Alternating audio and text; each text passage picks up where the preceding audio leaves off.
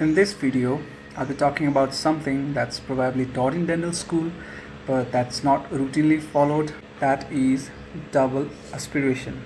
So what is a double aspiration? Why do we need a double aspiration, or why is it important? Let's talk into it.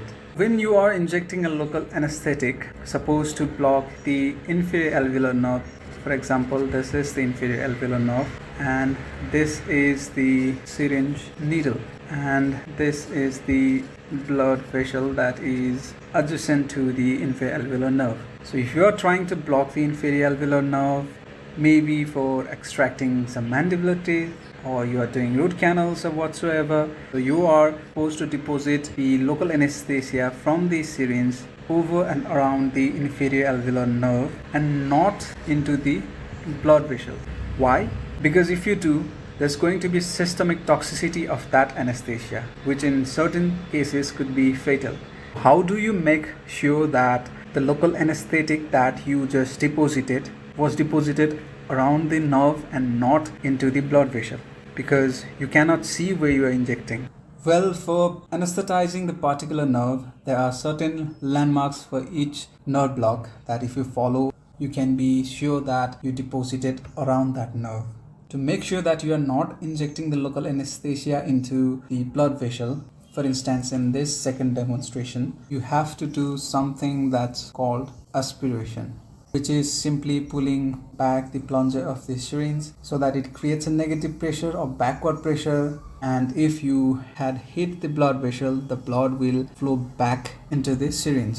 So if you inject the syringe into the targeted area, if you pull the plunger back and there's a blood in the syringe, you can be sure that you hit the blood vessel and you should not be depositing the local anesthesia into it. So if the syringe becomes flooded with blood, you discard the entire syringe, bring a new set of the local anesthetic syringe and redo the procedure. So this was about aspiration. What if the things get a little complicated? For example, as shown in this third demonstration, so what if you hit the wall of the blood vessel with the needle? As you can see, the bevel is hitting the blood vessel.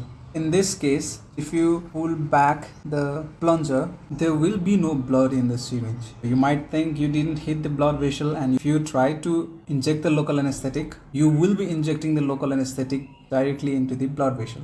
This is something that you want to avoid. So now you come to know that aspiration simply is not enough to know that you didn't hit the blood vessel while you're injecting the local anesthesia. So what can you do next to potentially avoid this condition from happening? You have to do something that is called double aspiration.